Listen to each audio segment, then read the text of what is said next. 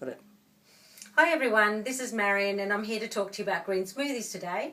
Last time we did a little bit of show and tell on carrot juice, and I hope you've all had a go and starting to enjoy your carrot juice and get all the benefits from that for your general health and your skin, hair, nails, etc. But now I want to talk to you about green smoothies. Now, one of the great things about making green smoothies and having them on a regular basis is you're going to increase your chlorophyll content. And your chlorophyll content in your body will actually increase the oxygenation of your tissues. So the general health, the general glow of your skin, all those sort of things are going to improve. But before we go any further, what I'd like to do is before I give you the recipe and show you how to do it, what I'd like to do is just talk to you about the nutrients that you're going to be getting in your green smoothie, and again reminding you that if you're using organic foods, they're much better, simply because you're getting all the phytonutrients, all those micronutrients where you don't get those from normal sprayed foods that are herbicide and pesticide treated. So green smoothies should be 70% greens, and that means like a big bulk of greens, and then you're just adding other bits and pieces for flavour and taste. So if you look at the recipe here, I just wanted to show you a little bit about what actually you gaining from actually doing a green smoothie to hopefully encourage you a little bit more. With your greens, which can be anything from spinach to celery to sprouts, all those sort of things, even though some of them are fairly specific, you're going to be getting potassium, vitamin A, which is essential for healthy skin. If you don't have enough vitamin A, your skin won't be healthy. B5, beta carotene, bioflavonoids, folic acid.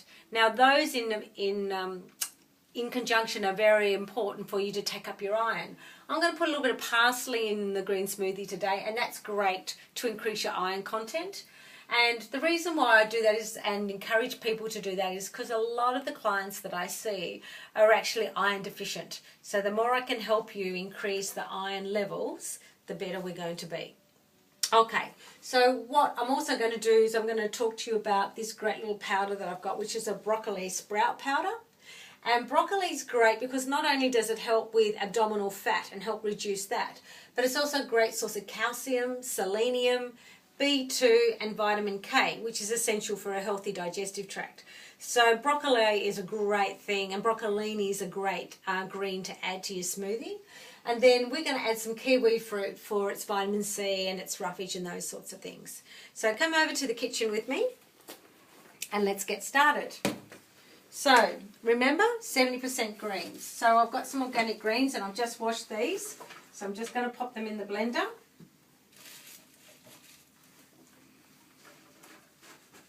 Now the blender that I use here, you might, if you've seen the carrot juice segment on YouTube, you'll know that I use this blender because it's really easy to clean. But the other thing that I didn't tell you before that's really important is that it revs at over 600 revs per minute.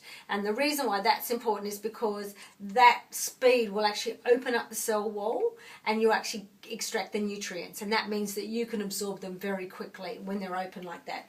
If your juicer or your blender is going slower than that, you're not going to get the full benefits. Okay, so we've got, you want to really, if you look at your blender, you can see that it's like huge amount of greens. 70% greens we want. Then we're going to add some parsley because we want to increase our iron. And I'm just going to give that a little wash.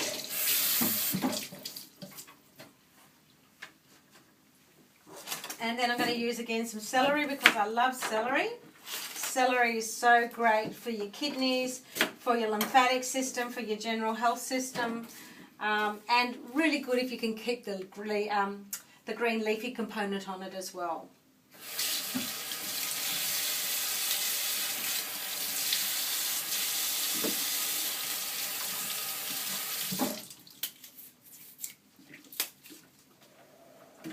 Pop that in as well. And then last but not least, we're going to add a kiwi fruit. And as you can see, I haven't taken the skin off. We're going to use the skin because a lot of the nutrition sits just under the skin. All I'm taking out is the core. We're going to pop all that in together with some of the broccoli powder. You can use broccoli and broccolini, This is actually just is concentrated, so it just makes it a little bit easier. Well, this proved to be a bit of a challenge.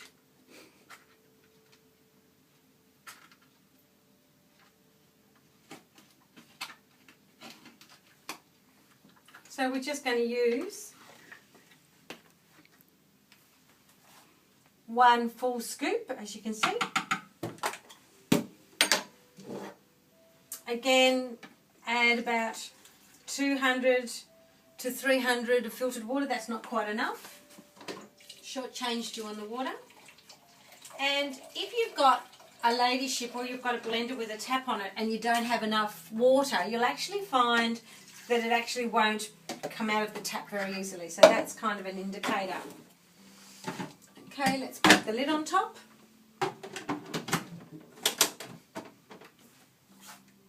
And off we go.